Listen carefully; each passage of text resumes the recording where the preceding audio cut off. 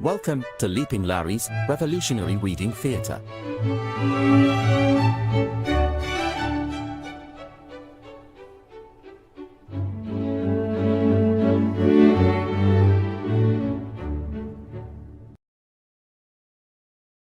Okay, and today, as I say, we are reading Blackshirts and Reds by Michael Parenti.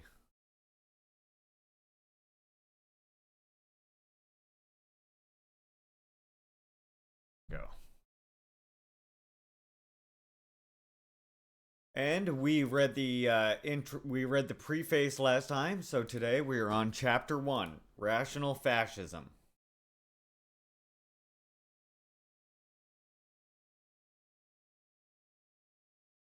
While walking through New York's Little Italy, I passed a novelty shop that displayed posters and t-shirts of Benito Mussolini, giving the fascist salute.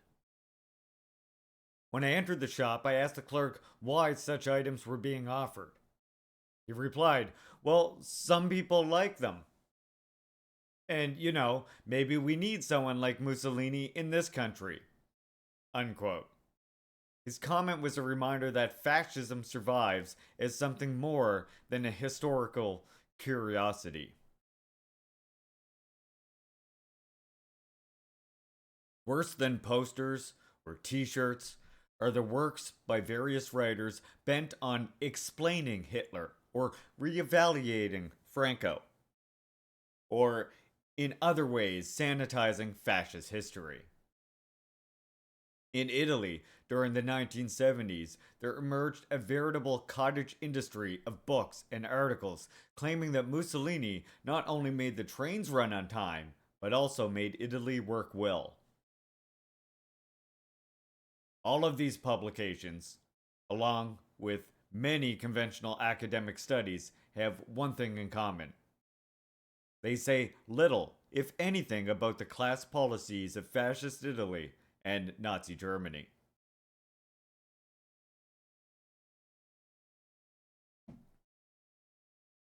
How did these regimes deal with social services, taxes, business, and the conditions of labor? For whose benefit and at whose expense? Most of the literature on fascism and Nazism does not tell us.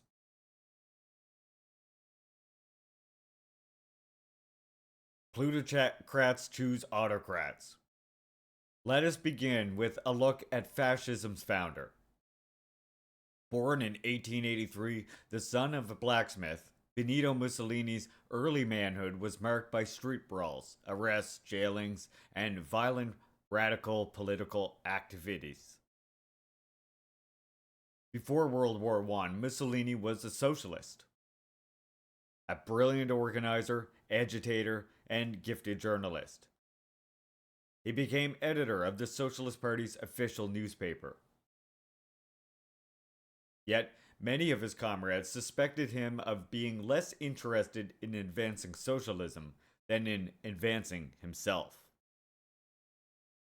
Indeed, when the Italian upper class tempted him with recognition, financial support, and the promise of power, he did not hesitate to switch sides.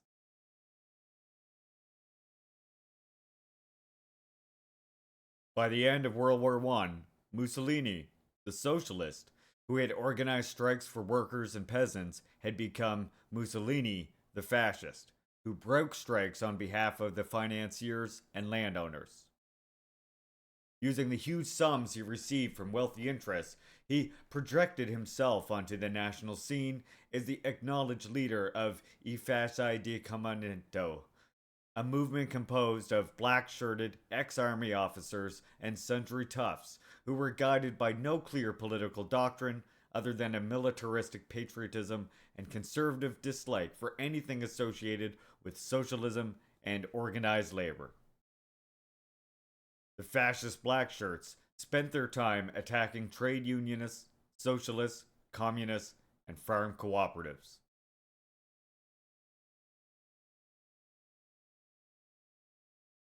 I'll leave the footnotes for you to explore. And by the way, if you want a copy of this, It is in our theory list too under the recommended reading. After World War I, Italy had settled into a pattern of parliamentary democracy. The low pay scales were improving, and the trains were already running on time. But the capitalist economy was in a post war recession. Investments stagnated, heavy industry operated far below capacity, and corporate profits and agribusiness exports were declining. To reduce profit levels, the large landowners and industrialists would have to slash wages and raise prices. The state, in turn, would have to provide them with massive subsidies and tax exemptions. To finance this corporate welfareism, the populace would have to be taxed more heavily, and social services and welfare expenditures would have to be drastically cut. Measures that might sound familiar to us today.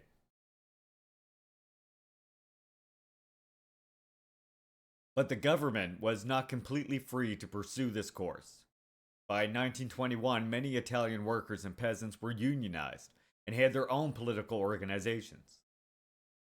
With demonstrations, strikes, boycotts, factory takeovers, and the forcible occupation of farmlands, they had won the right to organize, along with concessions in wages and work conditions.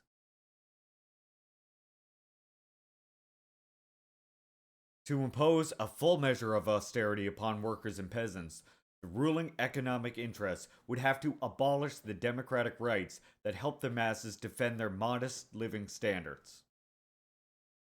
The solution was to smash their unions, political organizations, and civil liberties. Industrialists and big landowners wanted someone at the helm who could break the power of organized workers and farm laborers and impose a stern order on the masses. For this task, Benito Mussolini, armed with his gang of Blackshirts, seemed the likely candidate.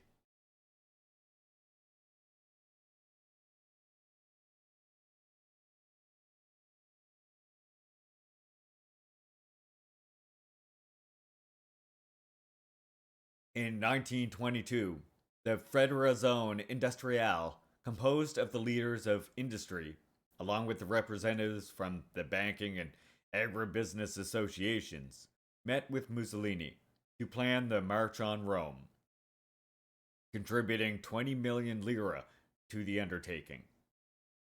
With the additional backing of Italy's top military officers and police chiefs, the fascist revolution, quote unquote, really a coup d'etat, took place. Within 2 years after seizing power, Mussolini had shut down all opposition newspapers and crushed the Socialist, Liberal, Catholic, Democratic, and Republican parties, which together had commanded some 80% of the vote. Labor leaders, peasant leaders, parliamentary delegates, and other critical of the new regime were beaten, exiled, or murdered by fascist terror squadristi. The Italian Communist Party endured the severest repression of all. Yet, it managed to maintain a courageous underground resistance that eventually evolved into armed struggle against the Blackshirts and the German occupation force.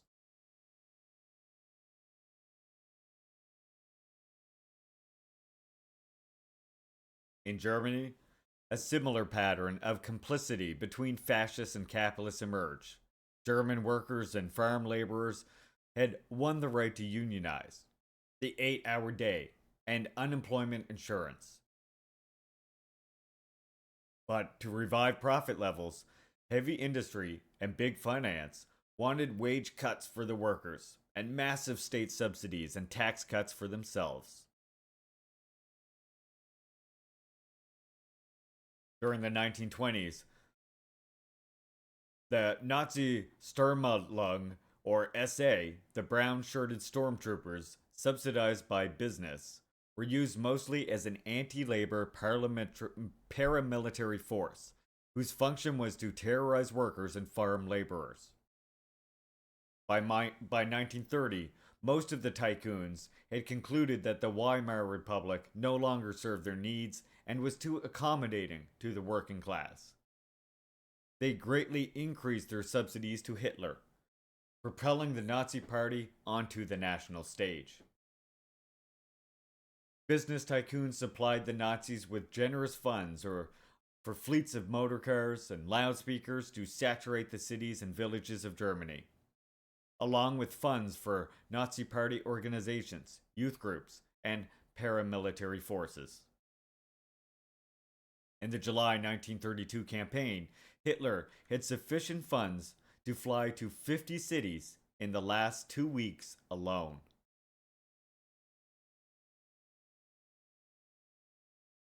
In that same campaign, the Nazis received 37.3% of the vote, the highest they ever won in a democratic national election. They never had a majority of the people on their side, but the extent that they had any kind of reliable base, it generally was among the more affluent members of society. In addition, elements of the petty bourgeois and many lumpen proletariat served as strong armed party thugs, organized into the SA stormtroopers. But the great majority of the organized working class supported the communists, or social democrats, to the very end.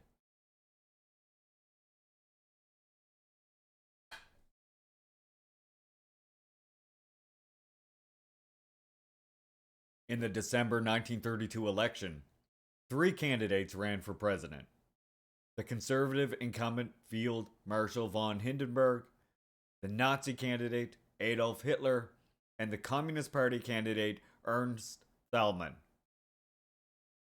In his campaign, Thälmann argued that a vote for Hindenburg amounted to a vote for Hitler, and that Hitler would lead Germany into war.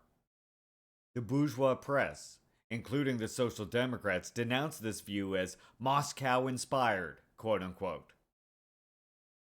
Any of this sounding familiar?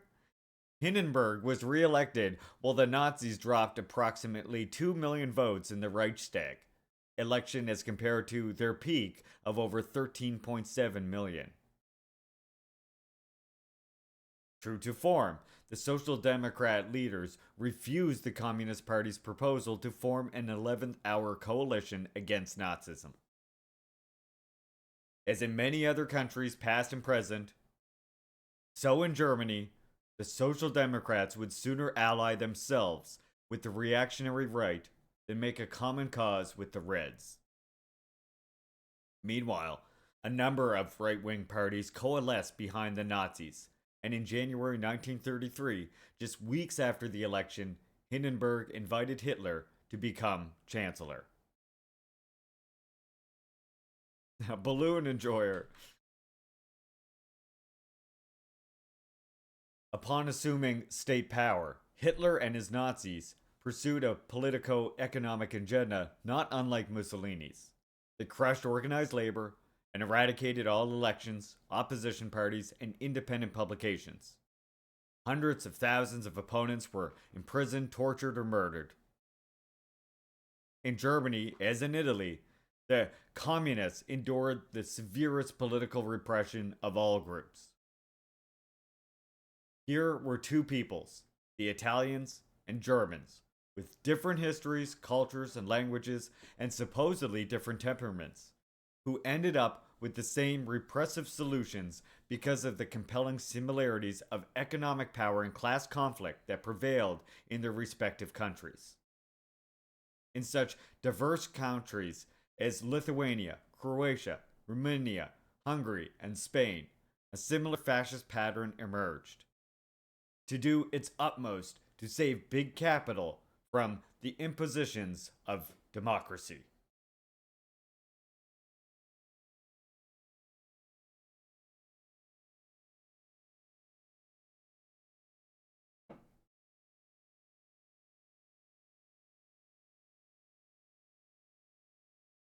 Whom did the fascists support?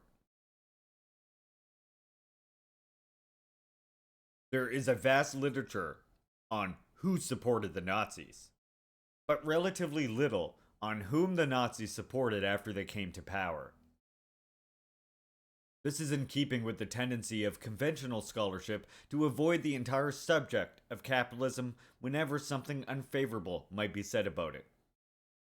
Whose interest did Mussolini and Hitler support? In both Italy in 1920s and Germany in the 1930s, old industrial evils, thought to have passed permanently into history, re-emerged as the conditions of labor deteriorated precipitously. In the name of saving society from the Red Menace, unions and strikes were outlawed. Union property and farm cooperatives were confiscated and handed over to rich private owners. Minimum wage laws, overtime pay, and factory safety regulations were abolished. Speed ups became commonplace. Dismissals or imprisonment awaited those workers who complained about unsafe or inhumane work conditions. Workers toiled longer hours for less pay. The already modest wages were severely cut, in Germany by 25 to 40%, in Italy by 50%. In Italy, child labor was reintroduced. To be sure, a few crumbs were thrown to the populace. There were free concerts and sporting events, some meager social programs, a dole for the unemployed financed mostly by contributions from working people, and showy public works projects designed to evoke civic pride. Both Mussolini and Hitler showed their gratitude to their big business patrons by privatizing many perfectly solvent state owned steel mills, power plants, banks, and steamship companies. Both regimes dipped heavily into public treasury to refloat or subsidize heavy industry. Agribusiness farming was expanded and heavily subsidized. Both states guaranteed a return on the capital invested by giant corporations while assuming most of the risks and losses on investment. As is often the case with reactionary regimes, public capital was raided by private capital. At the same time, taxes were increased for the general populace, but lowered or eliminated for the rich and the big business. Inheritance tax on the wealthy were greatly reduced or abolished altogether.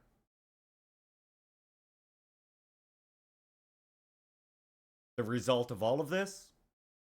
In Italy during the 1930s, the economy was gripped by recession, a staggering public debt, and widespread corruption. But industrial profits rose, and the armaments factories busily rolled out weapons in preparation for the war to come. In Germany, unemployment was cut in half with a considerable expansion in armaments jobs, but overall poverty increased because of the drastic wage cuts.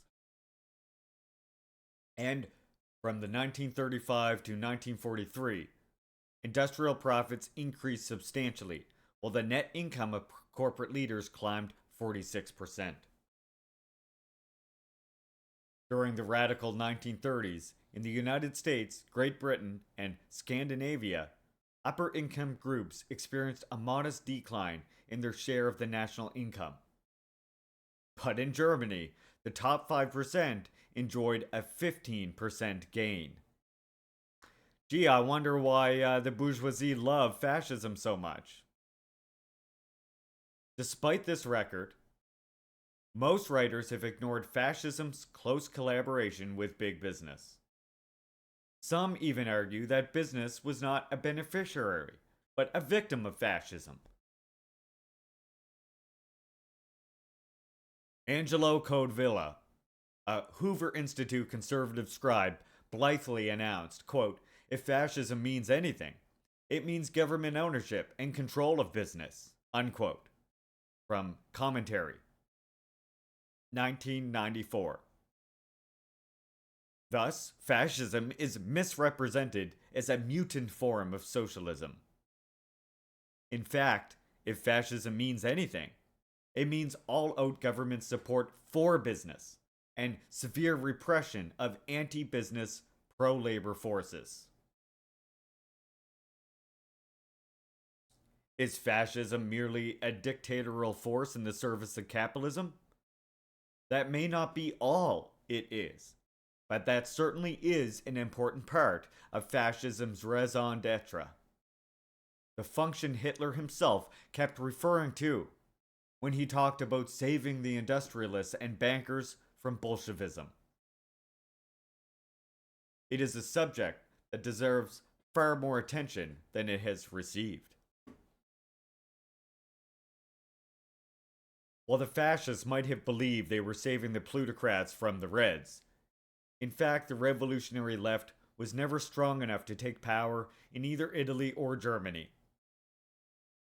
Popular forces, however, were strong enough to cut into profit rates and interfere with the capital accumulation process.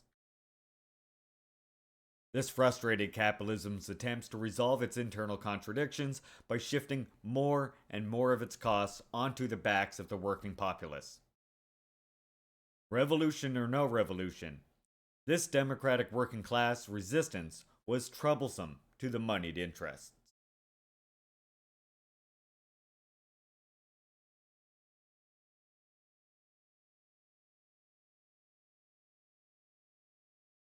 Along with serving the capitalists, fascist leaders served themselves, getting in on the money at every opportunity. Their personal greed and their class loyalties were two sides of the same coin. Mussolini and his cohorts lived lavishly, cavarating within the higher circles of wealth and aristocracy. Nazi officials and SS commanders amassed personal fortunes by plundering conquered territories and stealing from concentration camp inmates and other political victims. Huge amounts were made from secretly owned, well connecting businesses and from contracting out camp slave labor to industrial firms like IG Farben and Krupp.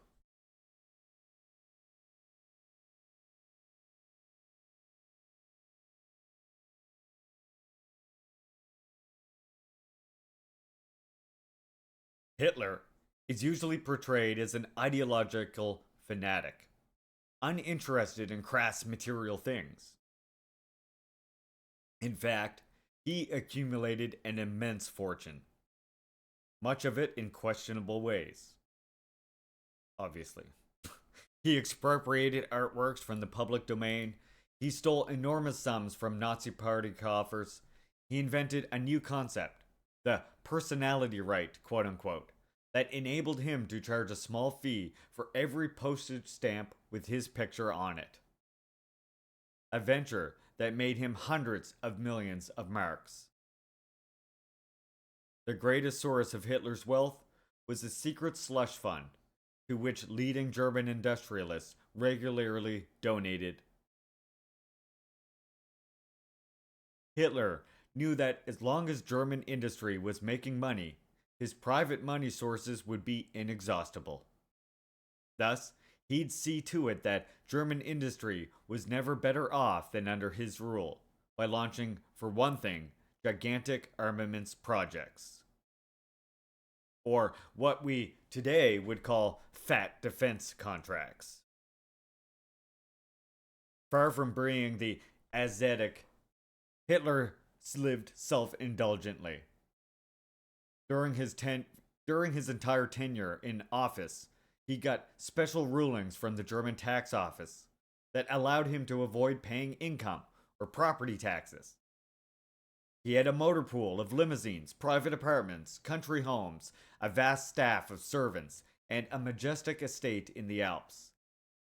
His happiest times were spent entertaining European royalty, including the Duke and Duchess of Windsor, who numbered among his enthusiastic admirers.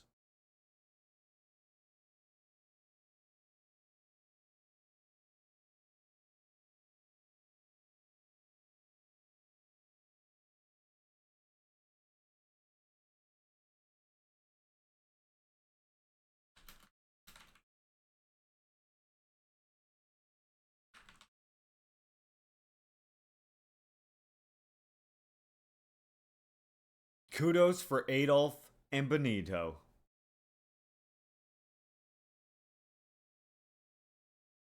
Italian fascism and German Nazism had their admirers within the US business community and at the corporate owned press. Bankers, publishers, and industrialists, including the likes of Henry Ford, traveled to Rome and Berlin to pay homage, receive medals, and strike profitable deals. Many did their utmost to advance the Nazi war effort, sharing military industrial secrets and engaging in secret transactions with the Nazi government, even after the United States entered the war.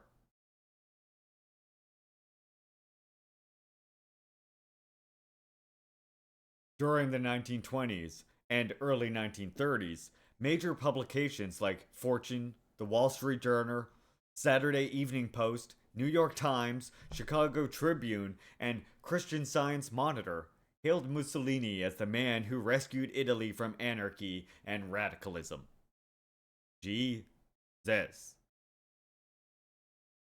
They spun rhapsodic fantasies of a resurrected Italy where poverty and exploitation had suddenly disappeared, where Reds had been vanquished, harmony reigned, and Blackshirts protected a quote unquote new democracy.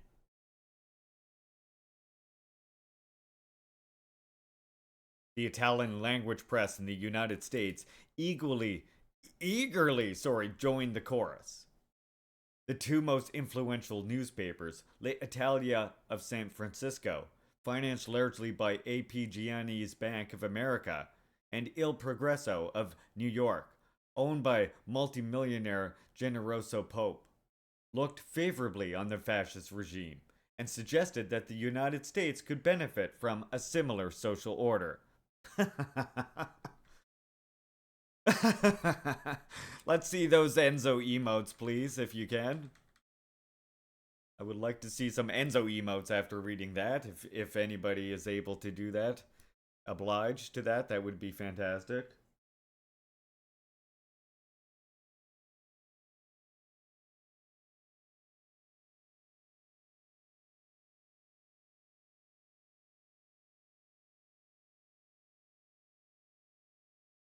Excellent, excellent.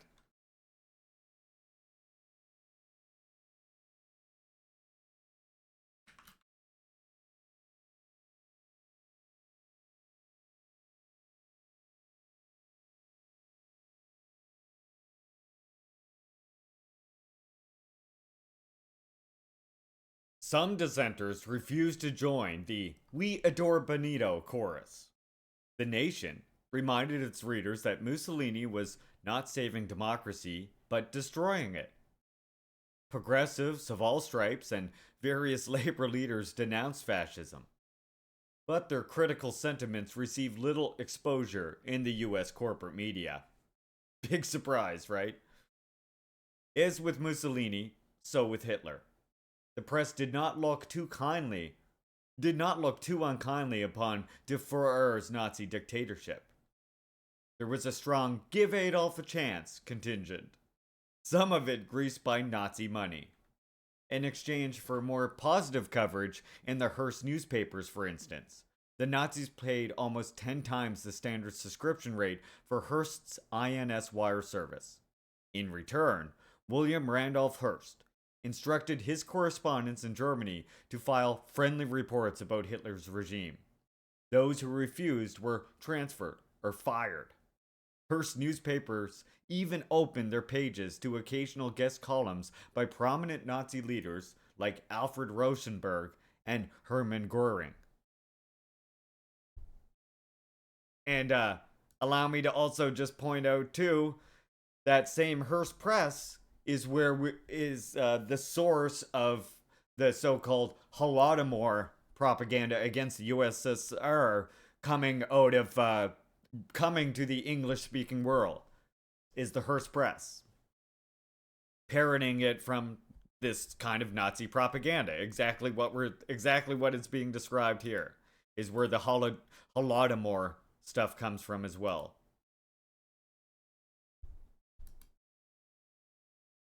Which we have learned about. By the mid to late 1930s, Italy and Germany, allied with Japan, another industrial latecomer, were aggressively seeking a share of the world's markets and colonial booty, an expansionism that brought them increasingly into conflict with more established Western capitalist nations like Great Britain, France, and the United States. As the clouds of war gathered, U.S. press opinion about the Axis powers took on a decisively critical tone.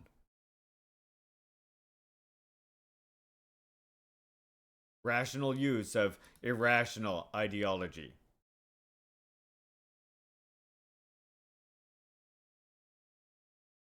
Some writers stress the irrational features of fascism. By doing so, they overlook the rational politico-economic functions that fascism performed. Much of politics is the rational manipulation of irrational symbols. Certainly, this is true of fascist ideology, whose emotive appeals have served a class control function. First, there was the cult of the leader, in Italy, El Duce, in Germany, the Führerprinzip. The leader, with leader worship, there came the idolatry of the state. My lights are blinking. As Mussolini wrote, please stay on. The fascist conception of life stresses the importance of the state and accepts the individual only insofar as his interests concede with those of the state. Unquote. Fascism preaches the authoritarian rule of an all-encompassing state and a supreme leader. It extols the harsher human impulses of conquest and domination, while rejecting egalitarianism, democracy, collectivism, and pacifism as doctrines of weakness and decadence.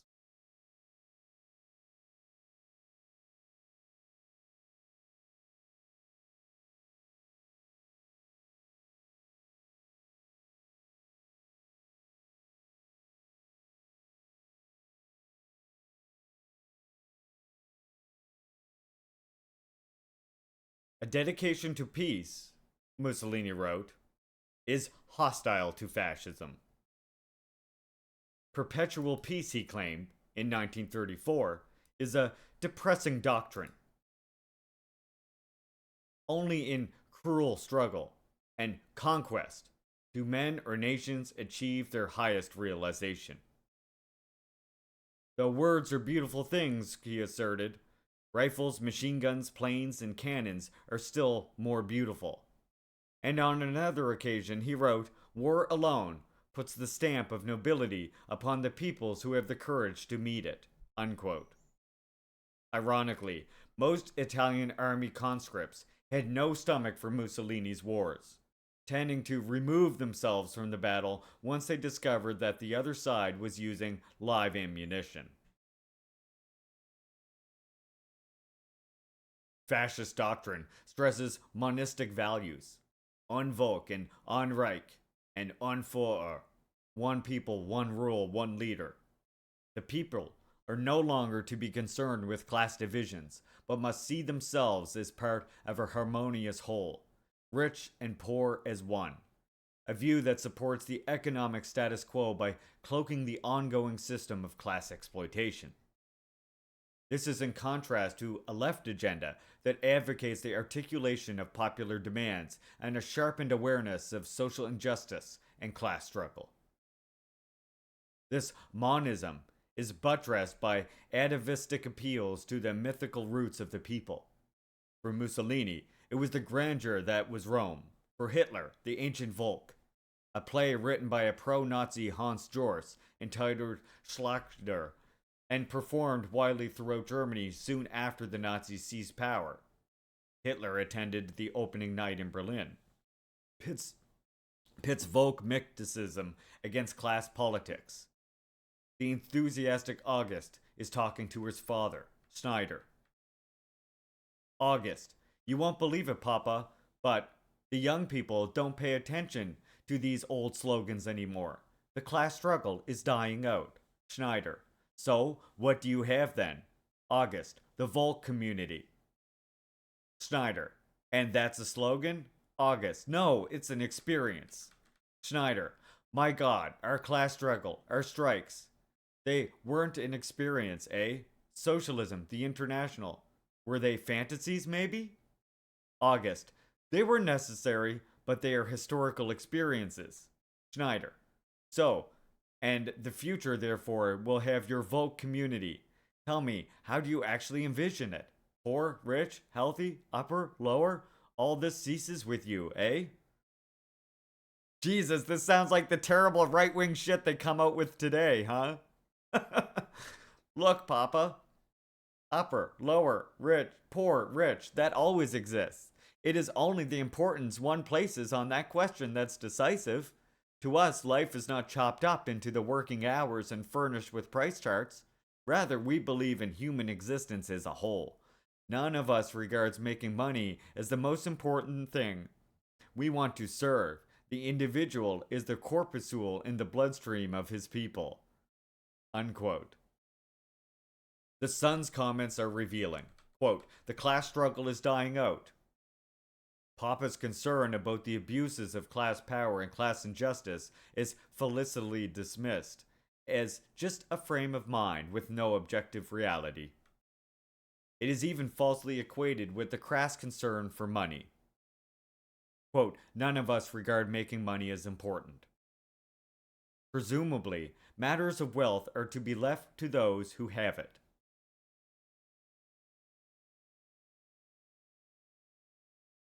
We have something better, August is saying, a totalistic, monistic experience as a people. All of us, rich and poor, working together for some greater glory. Conveniently overlooked is how the glorious sacrifices are borne by the poor for the benefit of the rich.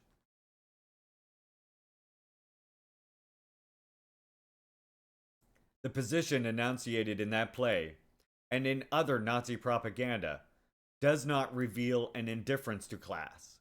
Quite the contrary, it represents a keen awareness of class interests, a well-engineered effort to mask and mute the strong class consciousness that existed among workers in Germany. In a crafty denial, we often find the hidden admission. Patriarchy and pseudo-revolution.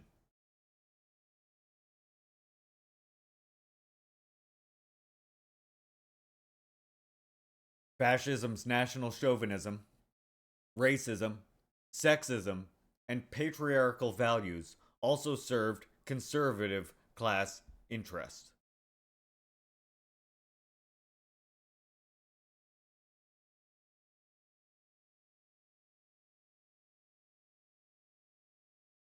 Fascist doctrine, especially the Nazi variety, makes an explicit commitment to racial supremacy. Human attributes, including class status, are said to be inherited through blood. One's position in the social structure is taken as a measure of one's innate nature. Genetics and biology are marshaled to justify the existing class structure, not unlike what academic racists today are doing with their bell curve theories and warmed over eugenic claptrap.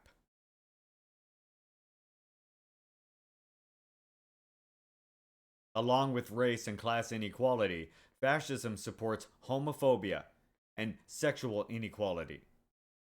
Among Nazism's earliest victims were a group of Nazi homosexual people, leaders of the SA stormtroopers. When complaints about the openly homosexual behavior of the SA leader Ernst Röhm and some of his brown-shirted stormtroopers continued to reach Hitler after he seized power, he issued an official statement contending that the issue belonged, quote, purely to the private domain, unquote, and that the SA's officers' private life cannot be the object of scrutiny unless it conflicts with the basic principles of National Socialist ideology, unquote. The paramilitary SA had been used to win the battle of the streets against the trade unionists and Reds. The stormtroopers acted as a pseudo-revolutionary force that applied to mass grievances, with a rhetorical condemnation of finance capital. When SA membership skyrocketed to 3 million in 1933, this was too discomforting to the industrial barons and military patricians.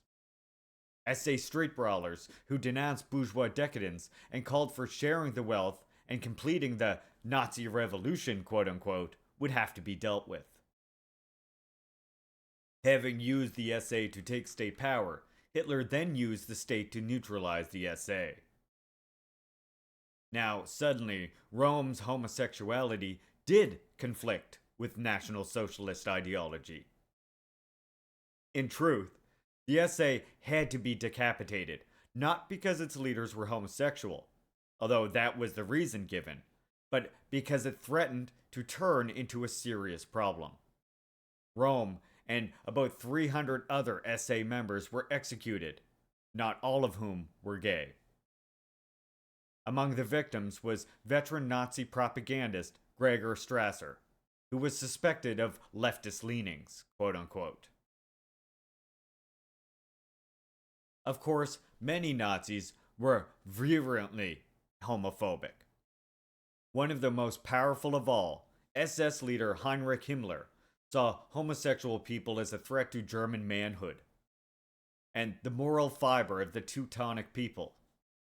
For a homosexual sissy, quote unquote, would be not procreate or make a good soldier. Himmler's homophobia and sexism came together when he announced, quote, if a man just looks at a girl in America, he can be forced to marry her or pay damages. Therefore, men protect themselves in the USA by turning to homosexuals. Women in the USA are like battle axes. They hack away at males. Unquote. Good God, that is extreme incel fucking take. Holy shit. Oh my goodness. They sound like the incels you hear on the fucking internet today, doesn't he? Thus spoke one of the great minds of Nazism. Women turning the fucking frogs gay, yeah. In time, Himmler succeeded in extending the oppression of gays beyond the SA leadership. Thousands of gay civilians perished in SS concentration camps.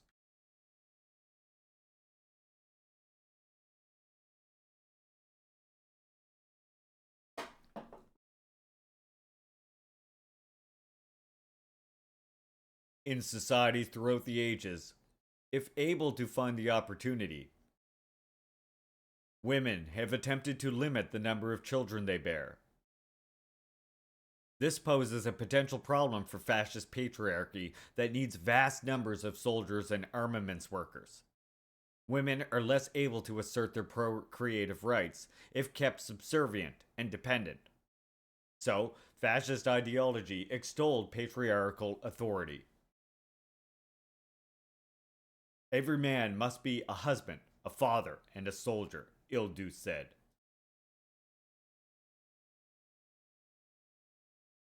Women's greatest calling was to cultivate her domestic virtues, devoutly tending to the needs of her family, while bearing as many offspring for the state as she could.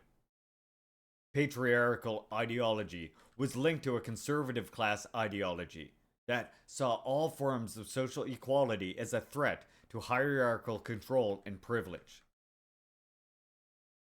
The patriarchy buttressed the plutocracy. If women get out of line, what will happen to the family? And if the family goes, the entire social structure is threatened. What then will happen to the state and to the dominant class's authority, privileges, and wealth? The fascists were big on what today is called family values. Bugger. You can't eat the cords.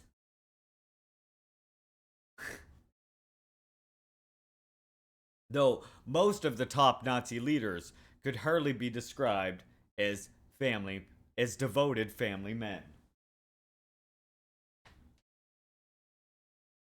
In Nazi Germany, racism and anti-Semitism served to misdirect legitimate grievances towards convenient scapegoats.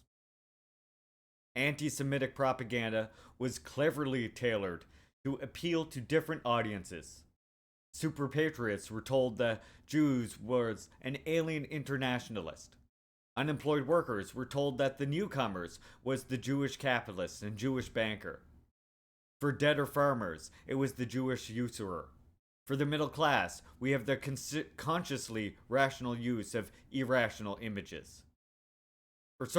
I've skipped it.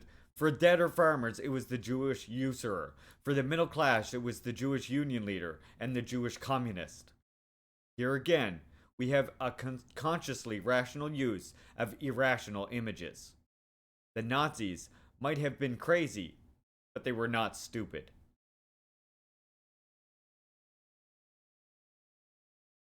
Hi, Bugga. You want to come down? Come down.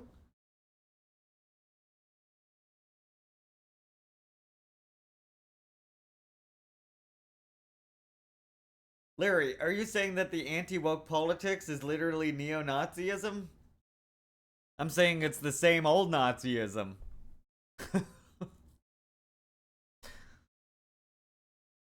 The aesthetics part is what adapts, right?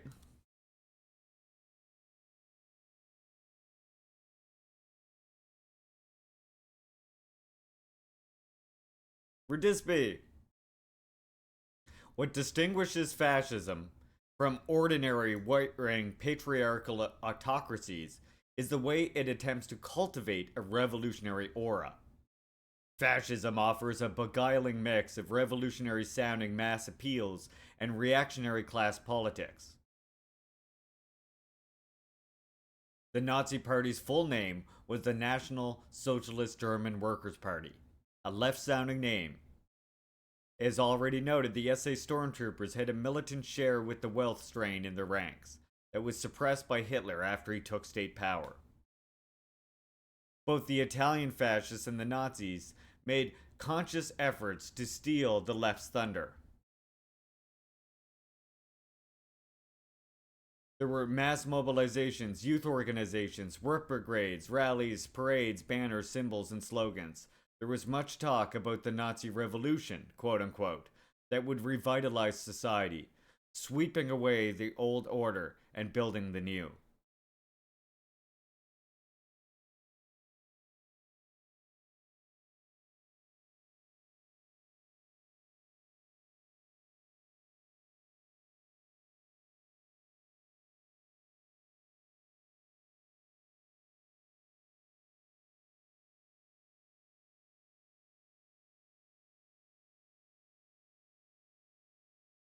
For this reason, mainstream writers feel free to treat fascism and communism as totalitarian twins. It is a case of reducing essence to form.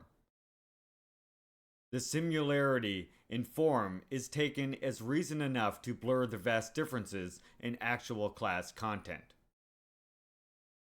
Writers like A. James Gregor and William Eibenstein, countless Western political leaders, and others who supposedly are on the Democratic left, regularly lump fascism with communism.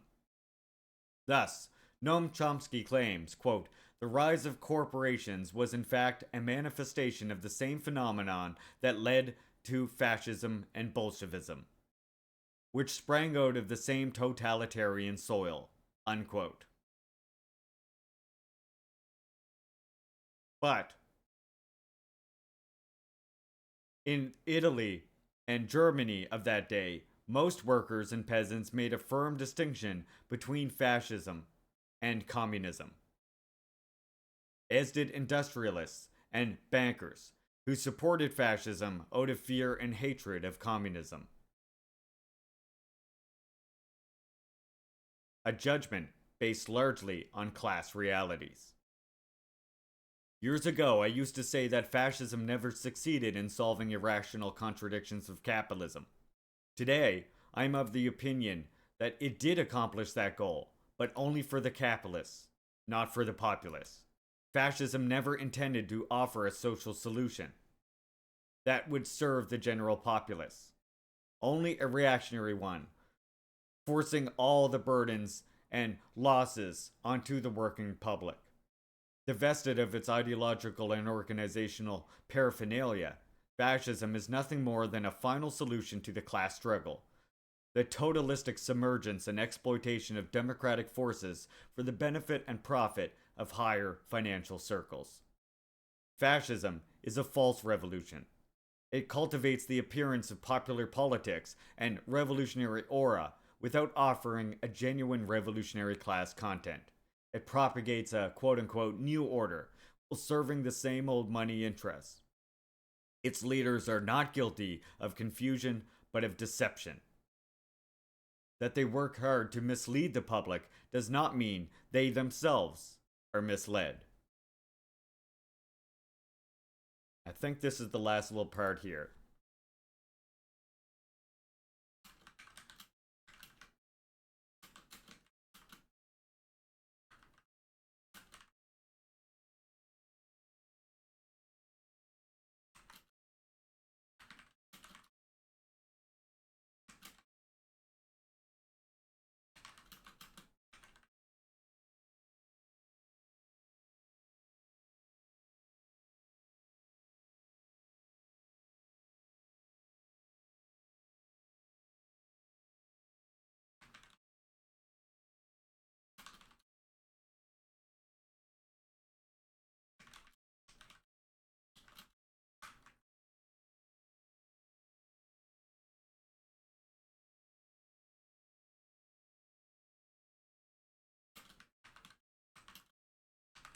One second here.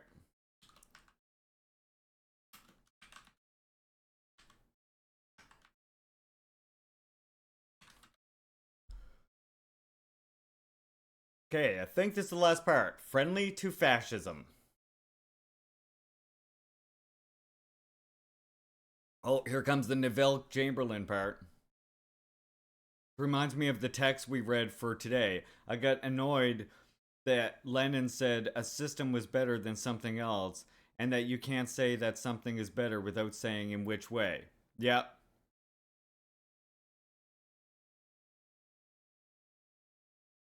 This is Blackshirts and Reds by Michael Parenti. We're just on the first chapter. Like I say, I think this is the very last section of the first chapter. I see we're getting into Neville Chamberlain, though. Friendly to fascism. One of the things conveniently overlooked by mainstream writers is the way Western capitalist states have cooperated with fascism. Talk about this all the time on here. In his collaborationist efforts, British Prime Minister Neville Chamberlain was positively cozy with the Nazis. He and many of his class saw Hitler as a bulwark against communism in Germany, and Nazi Germany as a bulwark against communism in Europe.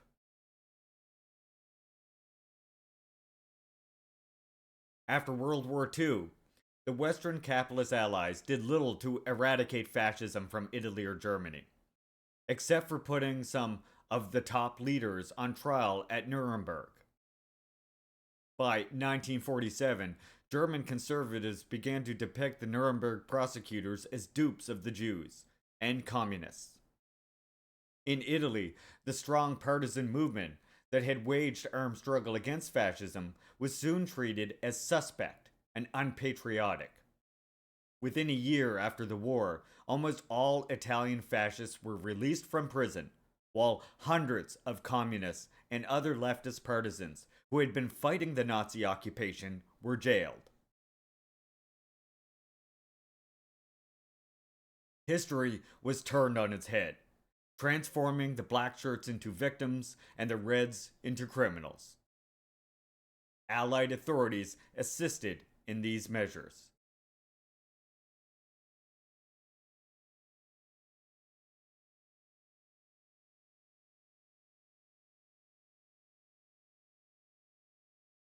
Under the protection of U.S. occupation authorities, the police, courts, military, security agencies, and bureaucracy remained largely staffed by those who had served the former fascist regimes or by their ideological recruits. As is true to this day. The perpetrators of the Holocaust murdered 6 million Jews, 500,000 Roma, thousands of homosexual people, several million Ukrainians, Russians, Poles, and others, and got away with it. In good part because the very people who were supposed to investigate these crimes were themselves complicit. In comparison, when the communists took over in East Germany, they removed some 80% of the judges, teachers, and officials for their Nazi collaboration. They imprisoned thousands, and they executed 600 Nazi party leaders for their war crimes. Yeah, see ya. They would have shot more of the war criminals had not so many fled to the protective embrace of the West.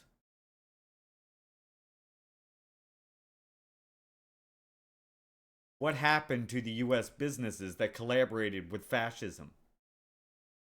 The Rockefeller family, Chase National Bank, used its Paris office in Vichy, France to help launder German money to facilitate Nazi international trade during the war, and did so with complete impunity. Yeah, see ya. Corporations like DuPont, Ford, General Motors, and ITT owned factories in enemy countries that produced fuel, tanks, and planes that wreaked havoc on Allied forces.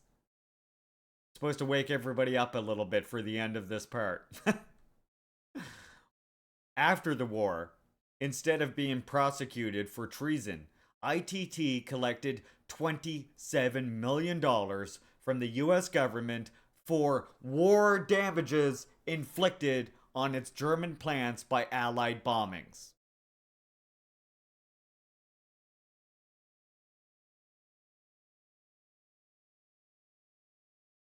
General Motors collected over $33 million. Pilots were given instructions not to hit factories in Germany that were owned by US firms. Thus, Cologne was almost leveled by Allied bombings, but its Ford plant, providing military equipment for the Nazi army, was untouched.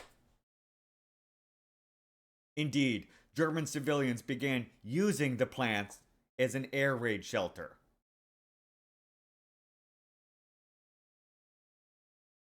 For decades, US leaders have done their part in keeping Italian fascism alive. From 1945 to 1975, US government agencies gave an estimated of $75 million to right-wing organizations in Italy, including some with close ties to neo-fascist Movimento Sociale Italiano, MSI. In 1975, then Secretary of State Henry Kissinger met with MSI leader Giorgio Almirante in Washington to discuss what quote-unquote alternatives might be considered should the Italian communists win the election and take control of the government. Hundreds of Nazi war criminals found a haven in the United States, either living in comfortable anonymity or actively employed by U.S. intelligence agencies during the Cold War and otherwise enjoying the protection of high-placed individuals. Some of them found their way onto the Republican presidential campaign committees of Richard Nixon, Ronald Reagan, and George Bush. Weird that, huh? In Italy, from 1969 to 1974, high-ranking elements in Italian military intelligence and civilian intelligence agencies, members of P2, a secret lodge of upper-class revolutionaries, pro-fascist Vatican officials, and top military brass, and Gladio, a NATO-inspired anti-communist mercenary force, embarked upon a concentrated campaign of terror and sabotage known as the Strategy of Tension. Other participants included a secret neo-fascist group called the Ordine Nouveau, NATO officials, members of the Cabernet, mafia bosses, 30 generals, 8 admirals, and influential Freemasons like Licio Gelli, a fascist war criminal recruited by U.S. intelligence in 1944. The terrorism was aided by and abetted by the international security apparatus, including the CIA. In 1995, the CIA refused to cooperate with an Italian parliamentary commission investigating the strategy of tension. Corriere della Sera, 4/12/95 to 5/28/95. The terrorist conspirators carried out a series of kidnappings, assassinations, and bombing massacres. Istragi, including the explosion that killed 85 people and injured some 200, many seriously, in the Bologna train station in August 1980. As subsequent judicial investigations concluded, the strategy of tension was not a simple product of neo-fascism, but the consequence of a larger campaign conducted by state security forces against the growing popularity of the democratic parliamentary left. The objective was to, quote, combat by any means necessary the electoral gains of the Italian Communist Party, unquote, and create enough fear and terror in the population so as to undermine the multi-party social democracy and replace it with an authoritarian presidential republic. Or, in any case, a stronger and more stable executive. La Repubblica, 4/9/95, and Corriere della Sera, 3/27/95, 3/28/95, and 5/29/95 issues. In the 1980s, scores of people were murdered in Germany, Belgium, and elsewhere in Western Europe by extreme rightists in the service of state security agencies. Z Magazine, March 1990. These acts of terrorism went mostly unreported in the US corporate-owned media. As with the earlier strategy of tension in Italy, the attacks were designed to create enough popular fear and uncertainty so as to undermine the existing social democracies. Authorities in these Western European countries and the United States have done little to expose neo-Nazi networks. As the whiffs of fascism develop into an undeniable stench, we are reminded that Hitler's progeny are still with us, and that they have dangerous links with each other and within the security agencies of various Western capitalist nations. In Italy in 1994, the national elections were won by the National Alliance, a broadened version of the neo-fascist MSI, in coalition with the League of Northern Separatists, the Forza Italia, a quasi-fascist movement headed by industrialist and media tycoon Silvio Berlusconi.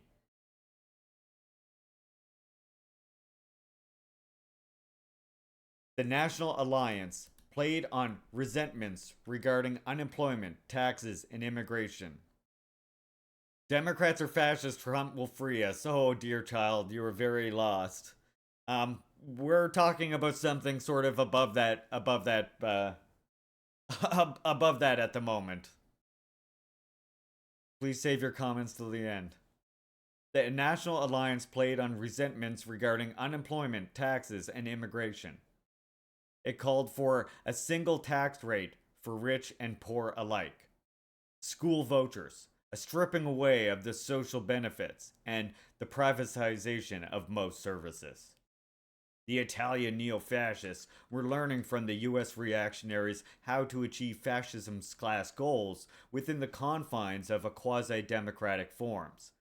Use an upbeat, Reagan-esque optimism, replace the jackbooted militarists with media-hyped crowd pleasers, convince people that government is the enemy, especially its social service sector, while strengthening the repressive capacities of the state, instigate racist hostility and antagonisms between the resident population and immigrants, preach the mythical virtues of the free market, and pursue tax and spending measures that redistribute income upwards.